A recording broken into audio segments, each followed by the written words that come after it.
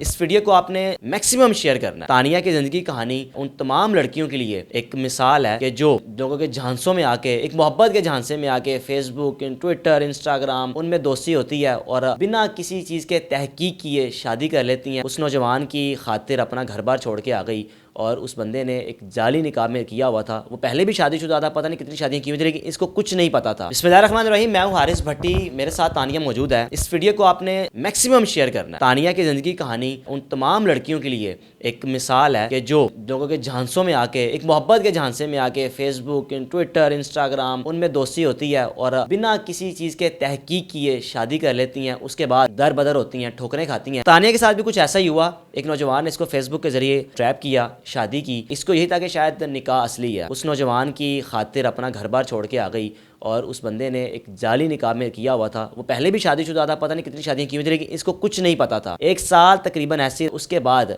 अचानक इनको पता चलता है कि जो हमारा निकाह हुआ है वो निकाह जाली है। उस निकाह को शरई तौर पर दोबारा करने के लिए इसने कहा कि अगर तो जो माजी में जो हो चुका है, मैं अपने माँ बाप को ही छोड़ा ही हूँ, लेकिन अब बेहतर ये कि आप निकाह मुझसे कर लो ताकि ज़िंदगी को आगे कम अज़ कम हलाल तरीके से अपनी ज़िंदगी को खुशगवार गुजार सकें। लेकिन उस नौजवान ने इसको छोड़ दिया और अब वो फ़रार हो चुका हुआ है। पहले भी पता नहीं कितनी शादियाँ की होंगी, कितने लोगों के घर ख़राब किए होंगे। तानिया बताइएगा, क्या कहता था फेसबुक पे कि मैं शादीशुदा नहीं हूँ, शादी कर लो मेरे से? किस तरह आपको ट्रैप किया उसने? जी, वो यही कहता था कि मैं शादीशुदा नहीं हूँ, ठीक है। मैं मतलब है अभी बहुत मेरी ज़मीनें हैं, मेरा ये है, मेरा वो है, मैं घर का बहुत लाडला हूँ। मैंने अपने घर वालों को कहना, उन्होंने मान लेना है, ये तो वो मतलब इस तरह की बातें करता था वो। कितने साल आपकी बातचीत होती रही या कितने महीने? उसके बाद आप घर बार छोड़ के इसके पास आ गई? हमारी 2 साल बातचीत होती रही। 2 साल बाद होती रही। घर वालों को कोई बताया था कि मैं शादी करना चाहती हूँ? मैंने घर वालों को एंड टाइम पे बताया था, जब मतलब मैंने उसके 15 दिन बाद यानी कि इससे निकाह कर लिया था। नहीं, उससे पहले घर वालों को बताया था कि मैं इससे प्यार करती हूँ, शादी कर लूँगी? नहीं, मतलब ऐसा कुछ नहीं बताया था, लेकिन जब इसने मुझे टॉर्चर करना शुरू किया था कि भाई मतलब अभी मैं अपने आप को गोली मार दूंगा, वीडियो कॉल पर पिस्टल तान लेता था अपने ऊपर और मतलब कुरान उठा लेता था कि मैं मतलब इमोशनल ब्लैकमेलिंग करता था कि किसी तरह छोड़ दो। जी, किसी तरह तो बस। घर वालों को बता सकती थी, आप डिस्कस कर ले, शायद मान जाते। मतलब जब उसने मुझे ब्लैकमेल करना शुरू किया ना, तब मैंने घर वालों को बताया था कि मैं शादी करने जा रही हूँ। तो उन्होंने कहा रोका नहीं या कहा नहीं कि हम खुद करते हैं अच्छे तरीके से? नहीं, उन्होंने ये नहीं कहा। उन्होंने कहा कि मतलब अभी अगर पहली बात तो हम एग्री नहीं है, ठीक है। अगर तुम्हें करना है तो अपना अच्छा बुरा खुद सोच समझ के करना। अच्छा। कल को हमें ना कहना और ना हमारे पास आने की ज़रूरत है। निकाह कोर्ट मैरिज हुई या कोई आपके कोई रिश्तेदार थे या कोई आपकी दोस्त है बाप कोई, बस आप खुद भाग के आ गई और उसके आगे दोस्तों ने मिलके मैं शादी करवा दी? मैं खुद आई थी अकेली ही उसके पास, और मतलब अभी हमने यानी कि कोर्ट मैरिज की थी। नहीं तो उस कोर्ट मैरिज में आपको पता नहीं चला कि ये निकाह जाली है? किस तरह लोगों को उसने साथ मिलाया हुआ था? उसके 2 फ्रेंड भी थे साथ, और वकील था और एक मतलब मौलवी था। अच्छा। निकाह तो उसने सिंपली ऐसे ही करवाया था जैसे मतलब अभी वो होता है, कागज़ों का नहीं समझ में आई कि वो मतलब जाली थे।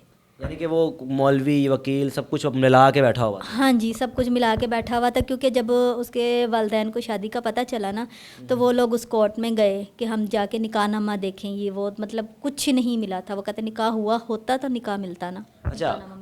आपसे जब उसने एक झूठा निकाह किया उसके बाद आपको अपने घर लेकर गया था या कहीं बाहर ही रखा? बाहर ही रखा था उसने, रेंट पे घर लिया क्या था। कहता था कि मेरी शायद शादी नहीं हुई? जी, यही कहता था मेरी पहले शादी नहीं हुई और मैं घर वालों से आपसे छुप के शादी कर रहा हूँ। मेरी सिस्टर 2 कुंवारी हैं, उनके रिश्ते हो जाएंगे, वो अपने घर की हो जाएंगी, तो फिर मैं अब तुम्हें अपने घर ले जाऊँगा। तो आपको कब पता चला कि निकाह जो है जाली है, या आपने उसके वालिदैन से रब्ता किया था या आपके वालिदैन तक पहुंची फिर पता चला कि भाई ये तो पहले भी शादीशुदा है? नहीं, उसका एक दोस्त इस बर्बादी में शामिल है। अच्छा। उस दोस्त ने मतलब अभी इसके साथ आकर जॉब करने लगा लाहौर में, और वो हमारे साथ ही रह रहा था, और उसी ने ही फ़ोन पर सारी यानी कि उसके घर वालों को बातें सुना दी थी कि इसने मतलब अभी शादी की हुई है, इधर लड़की रखी हुई है अपने साथ, और ऐसे ऐसे मतलब ये रह रहा है। तो फिर उसके घर वालों ने उसको टॉर्चर करना शुरू किया था। फिर उसके घर वालों ने जब कहते हम देखते हैं कि इधर निकाह हुआ है, वो फिर उधर अदालत में गए थे, तब मुझे इस बात का पता चला था। उसके वालिद का फ़ोन आया था मेरे पास कि तुम्हारा निकाह तो हुआ ही नहीं है,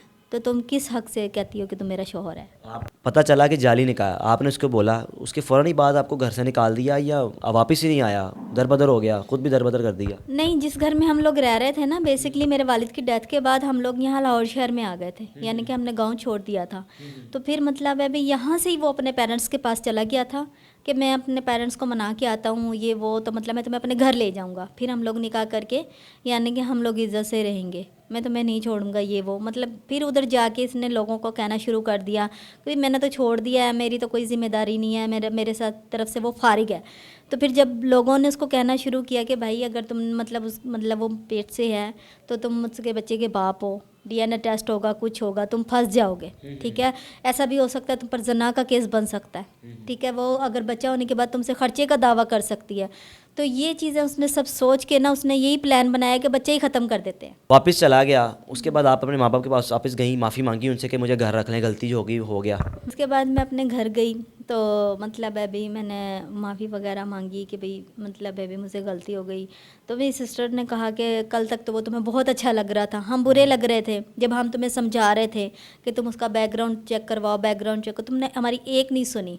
तो आज तुम फिर हमारे दरवाजे पर क्या लेने आई हो, ठीक है। इन बातों को लेकर मेरी वालदा ने, मेरी सिस्टर ने मतलब मुझे एक्सेप्ट नहीं किया, क्योंकि इस सदमे से मेरे वालिद की डेथ हो गई थी। तो अब क्या ज़िंदगी किस तरह गुजर बसर हो रही है? कोई काम करती हैं, कुछ क्या करती हैं? मैंने बताया ना कि मतलब मैं लोगों के घरों में यानी कि काम कर रही हूँ, ठीक है, लोगों के यानी कि किसी के घर में बर्तन धोती हूँ तो किसी के घर में साफ़ सफाई का काम करती हूँ। तो बस इसी तरह गुजर बसर हो रही है, कभी इस दर पर तो कभी उस दर पर।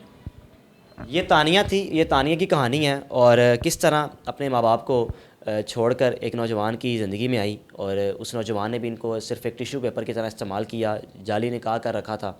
और जब इनको पता चला कि निकाह जाली है और कोशिश की कि उस रिश्ते को बचाया जा सके और शरई तरीके से जो निकाह है वो प्रॉपर असली निकाह किया जाए, लेकिन वो नौजवान का मकसद इसको सिर्फ एक टिश्यू पेपर की तरह इस्तेमाल करना था, जो 1 साल वो करता रहा। वो भी अगर इनको ना पता चलता कि निकाह जाली है तो ये शायद सारी ज़िंदगी ही इस्तेमाल होती रहती एक जाली निकाह की सूरत में।